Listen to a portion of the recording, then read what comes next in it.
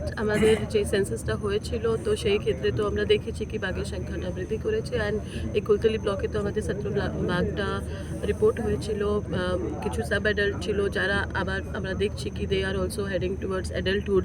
তো এরকম অনেকটা ডাইনামিক্সটা এখানে রান করছে। একটা ইন্টারন্যাশনাল খবর বেরিয়েছিল যেটা হচ্ছে বাংলাদেশের যে এরিয়া রয়েছে প্রায় 60 থেকে 65% সুন্দরবন, সেখানে নাকি বাঘের খাবার ঠিক মতো পাওয়া যাচ্ছে না। সেই জায়গা থেকে ওখানকার বাঘ নাকি এপারে ঢুকে পড়ছে বলে বারবার বাঘ সেটা there is no very मतलब finding towards that। এরকম কোনো কিছু আমাদের কাছে কোনো তথ্য নেই যেটা নিয়ে বেস করে আমরা বলতে পারবো। রিপোর্ট হতে পারে কিন্তু তার উপরে আমাদের কোনো ডিটেল স্টাডি সেরকম নয়।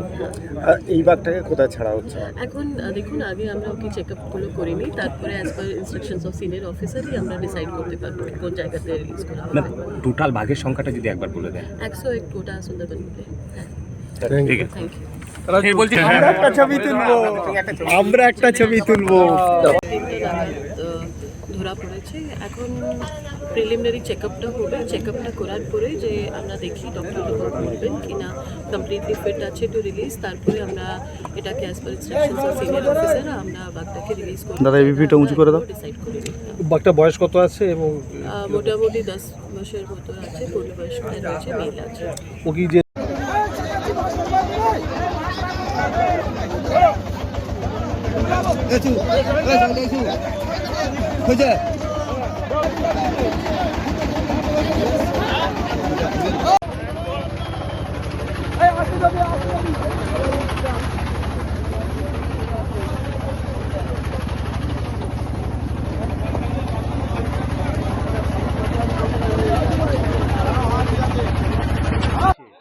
এই যে বাঘের একটা বাড়িতে মানে এই গ্রামে আতঙ্ক, কি বলবেন, কতটুকু আতঙ্কে ছিলেন?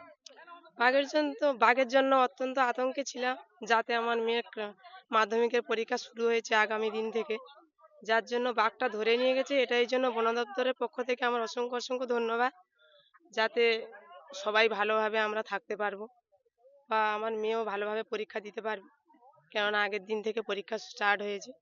মানে আগের দিন পরীক্ষা হয়েছে, একটা প্রথম পরীক্ষা স্টার্ট হয়েছে, সেদিনে প্রথম দিন বাঘের আতঙ্ক, যাতে আমার মেয়েটা বাড়িতে ছিল না, পরীক্ষার এতে ছিল, রুমে ছিল, যার জন্য অতটা পাইনি। আমরা আশা করব যে বাঘটা ধরে নেওয়ার জন্য আমাদের পক্ষ থেকে অসংখ্য এই মইপিটে এর আগেও তো বাঘ ঢুকেছে আপনাদের বিভিন্ন জায়গায় লোকালয়, মানে কতটুকু আতঙ্কে থাকেন?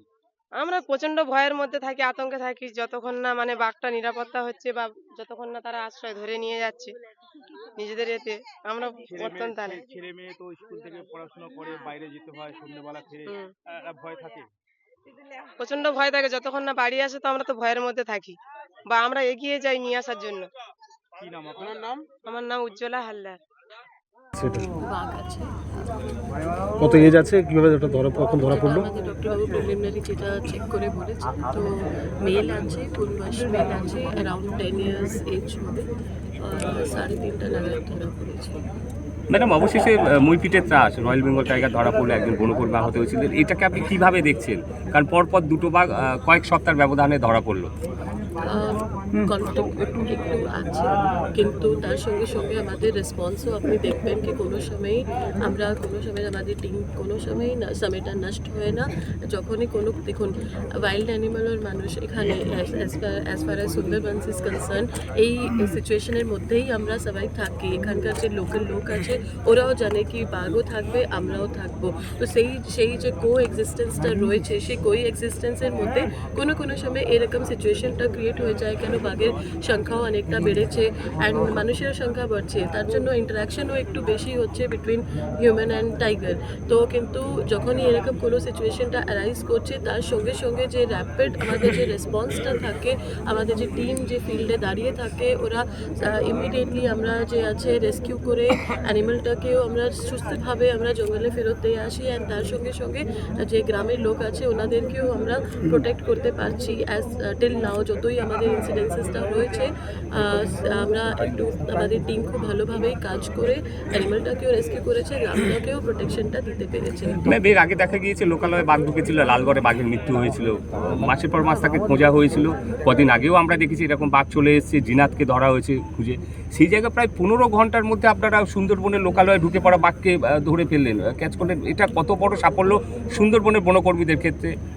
দেখুন, যে কোনো জায়গাতেই কোনো এই টাইপের ইনসিডেন্টসটা যখন হয়, প্রত্যেক জায়গাতে কি হয় কি আপনার যে টোপোগ্রাফি আছে বা যে কন্ডিশনসটা রয়েছে, সেই কন্ডিশনসটা খুবই ডিফারেন্ট থাকে। তো ডিফারেন্ট কন্ডিশনে ডিফারেন্ট টাইপ অফ আমাদের মোড অফ অ্যাকশনটা থাকে। যে জায়গার নাম নিচ্ছেন ওখানে কোনো সময় পার্মানেন্টলি বাদ থাকে না, তো সেই কন্ডিশনগুলো একটু ডিফার করতে পারে, কিন্তু ডেফিনেটলি আমাদের যে টিম রয়েছে ওরা খুবই ভালোভাবে, আজকে না 1 বছর 2 বছর না, বছর পর বছরই ওরা এই কাজের সঙ্গে আছেন, খুব সাকসেসফুলি, খুব ভালোভাবে ওনারা কাজ করছে। এটাকে রিলিজ করার বিষয়ে কি আপনারা কিছু ভাবনা দেখুন, চিন্তা? আপনারা তো জানেন কি প্রিলিমিনারি এসওপি হিসাবে আমাদেরকে একটা থারো চেকআপটা আগে করে নিতে হবে। এমনি আমরা দেখেছি প্রিলিমিনারি দেখে তো সাইটে এরকমই মনে হচ্ছে কি না ঠিক আছে বাঘটা, কিন্তু একবারই আমরা থারোলি এটাকে চেক করব। থারোলি চেক করার পরে যে it is deem to be fit to release, তারপরে আমরা ওটাকে রিলিজ যে করব। কাটেলটা দেওয়া হয়েছিল ওটা কি ও কি হাঙ্গরি ছিল কি সেটা কি কিছু জানতে খেয়ে নিয়েছে ছাগলটা কি? হ্যাঁ, একটু না, একটা কমন প্রশ্ন করবো, যে প্রশ্ন আমরা বারবার আপনাদেরকে করে থাকি, কিন্তু এর উত্তর সাধারণ মানুষ সবসময় জানতে চায়, সেটা হচ্ছে বাঘ কেন বারবার লোকালয়ে ঢুকে পড়ছে? দেখুন, কোনো একটা যে আপনি বলবেন কি না একটা কারণকে আমরা ফোকাস করে বলতে পারি কি না এই কারণে বাঘটা বেরোচ্ছে, সেটা বলাটা খুব মুশকিল। অ্যানিম্যাল বিহেভিয়ার আছে, অ্যানিম্যাল বিহেভিয়ারে অনেকটা অ্যাসপেক্ট থাকে বেসিক্যালি, কিন্তু এখানে তার মধ্যে অনেকটা কারণ হতে পারে। যেরকম সামটাইমস অ্যানিম্যাল এমনি স্ট্রে করে যায়। আমরা অনেক অ্যানিম্যাল স্পেশালি এলিফেন্টস এক্সেট্রার ক্ষেত্রে আমরা দেখেছি আউট অফ নো রিজন বেরিয়ে যায়। সেই আউট অফ নো রিজনও বেরোতে পারে। সেই ছাড়া if the animal is old, তো তাহলে it is not able to hunt, তো তাহলে সেই ক্ষেত্রে ওরা একটু ইজি প্রের জন্য বাইরের দিকে চলে আসতে পারে। সেই ছাড়া নাম্বার অফ অ্যানিমালস একটা পার্টিকুলার জায়গাতে, কেন প্রত্যেক অ্যানিমেলের একটা ক্যারিং ক্যাপাসিটি থাকে, তো ক্যারিং ক্যাপাসিটি থেকে যে বেশি হয়ে যায় তো তাহলে একটু ফাইটিংটা হতে পারে, তার জন্য একটু বাইরের দিকে ওল্ডার ওয়ান চলে আসে যারা কি নট এবল টু ফাইট। কিন্তু এখানে একটা কোনো পার্টিকুলার কারণ বলে যে আমরা বলতে পারি কি না এই কারণে বাঘটা বেরিয়ে আসছে, সেটা বলাটা একটু মুশকিল আছে। ওর ফার্দার একটু স্টাডি করলে তারপরেই আমরা কমেন্টটা দিতে পারবো। বাঘের সংখ্যা কি? থাকবে কি করে? একটা ক্ষতিপূরণ মানুষ দিতে পারবে সরকার? ওই যা বলেছি ওই বলেছি, আমি বলছি সরকার এর কি নেবে নিক, মানুষ কত আতঙ্কে থাকবে? একটা ক্ষতিপূরণ মানুষের সরকার দিতে পারবে? হ্যাঁ, এর মানুষ সবসময় ভয় আতঙ্কে থাকবে, সরকারের ক্ষতিপূরণ কি দেবে? একটা মানুষের জীবনের দাম দিতে পারবে? কি চাইছেন? চাইছি সরকার কি ব্যবস্থা নিক, সঠিক নিরাপত্তা দিক, মানুষ একটু নিশ্চিন্ত ভাবে যেন থাকতে পারে। কি অসুবিধা হচ্ছে আপনার? এই যে আসছে মানুষ, আমরা আজকের মাঠে কেউ কাজ করিনি, একজন যদি কাজ করতে, কেউ সর্ষে উবড়াতো, কেউ কড়াই তুলতো, এসে তো মানুষকে চাপা দিত, খেয়ে নিত। সব তো ওখান থেকে পেরিয়েছে, কালকে থেকে জাল ঘেরা দেওয়া ছিল বলে জানতে পেরেছে, নাহলে তো মানুষ বিভিন্ন রকম কড়াই পেকে গেছে, সরষা পেকে গেছে, তুলতে গেলেই তো মানুষকে হচ্ছে এসে চাপা দিত। ধরতে এর দায় কি মানুষ সরকার দিতে পারতো? একটা মানুষের জীবনের দাম দিতে পারতো মানুষ সরকার? সরকারের জন্য কি ব্যবস্থা নাই নিক, মানুষ যেন আমরা নিরাপত্তায় থাকতে পারি। আপনার নাম? দামোদর দাস। আমরা প্রচুর আতঙ্কে ছিলাম তো। কি চাইছেন এবারে? আমরা চাইছি আমরা একটু নিরাপদে থাকি। বাঘ যে ধরে নিয়ে গেল, বন দপ্তর কর্মীদের কি বলবেন? বাঘ যে ধরে নিয়ে গেল, বন দপ্তরের লোকেদের কি বলবেন? কি বলবো, ধন্যবাদ। হ্যাঁ, আপনার নাম? তপতি দাস। বাঘ বাঘ শুনেছি, জঙ্গলে বাঘ বাস করে সুন্দরবনে। তো আমাদের এই যাবৎ বয়স পর্যন্ত আমরা কোনোদিন বাঘ দেখিনি নিজে চোখে। তো এই প্রথম আমরা সচক্ষে দেখলাম বাঘ, এবং আমাদের এলাকার অনেক মানুষ যারা আছেন তারাও বাঘ দেখেনি, এই বাঘ দেখলো। বনকর্মীরা যথেষ্ট সক্রিয়তার সঙ্গে বাঘকে খাঁচাবন্দি করেছেন এবং আজকের সেটাকে নিয়ে যাচ্ছেন, তার সুস্বাস্থ্য পরীক্ষা হবে, তারপরে কি জঙ্গলে ছাড়া হবে। আতঙ্ক কি কাটলো? হ্যাঁ, কিছুটা হলেও কাটলো, তবে সম্পূর্ণ আতঙ্ক কেটেছে এটা বলা যাবে না, কারণ আমরা বাস করছি আলটিমেটলি সুন্দরবনে। তো এইটা নিয়ে এই সিজনে, এই শীত সিজনে 5 থেকে 7 দফা বাঘ পেরিয়েছে, তবে আমাদের বাড়ি সংলগ্ন পেরিয়েছে ফার্স্ট টাইম। আমাদের এরিয়ার বিভিন্ন জায়গাতে পেরিয়েছে, আবার পেরিয়ে চলে গেছে, জঙ্গলে রাতারাতির মধ্যে এসেছিল, রাতারাতির মধ্যে ফিরে গেছে। তো এই প্রথম এখানে এসে এতটা সময় স্টে করলো এবং তারপরে খাঁচাবন্দি হয়ে আবারই চলে গেল। আমার নাম বিদেশকরণ। একটা স্টিল হলে একটু ফুল নিয়ে না, তুই একটু পিছিয়ে আয় না, ফুল ধর।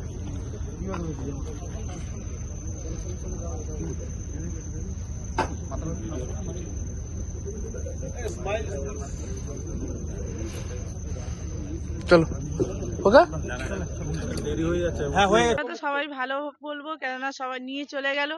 আমরা আরো যে আতঙ্কিত ছিলাম নিয়ে যেতে আমরা এখন সুরক্ষিত আছি, এটাই সবাইকে ধন্যবাদ জানানো দরকার।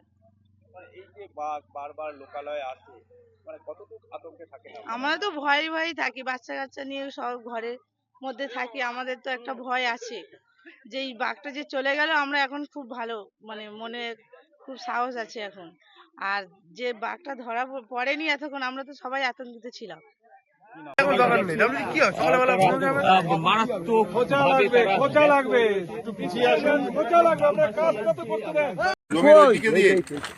ভ্যান নিয়ে আর ওই পাশে বাস নিয়ে তাড়াতাড়ি চলে আসবে। তাহলে এই পাটটা খুলে দিন, এই পাটটা দিন, একটুখানি দেন না, 10 সেকেন্ড দেন না, এই পাটটা দিন, এই লাইট এ পাঠান, এই লাইট এ পাঠান, ওই কোনাটা থেকে উঠবে, এই নিচু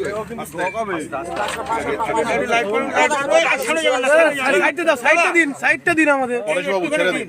দাঁড়ান দাঁড়ান, এই দয়াল বাবু দাঁড়ান দাঁড়ান, আরে দাদা দাঁড়ান, একটু আরেকবার তুলুন।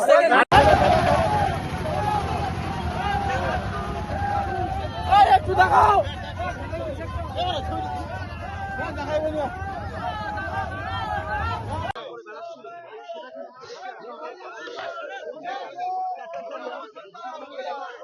সরে যা, সরে যা।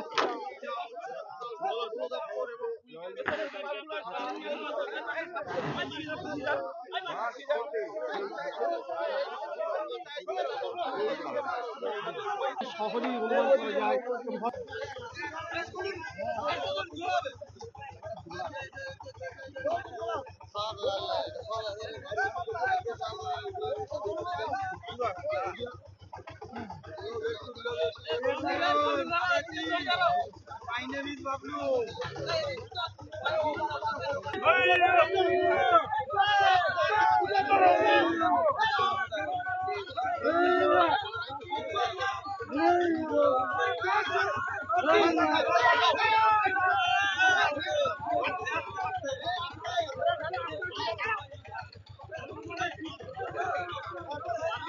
যেটার সময় এসে চেক করছি স্যার, দেখো ভাই যে কোনো মুহূর্তে বলে দেবে না, হুমকি না, অসুবিধা হয়ে যাবে এটা বলবে না, দেখাবো সবাইকে দেখিয়ে হুমকি না, সবাইকে দেখিয়ে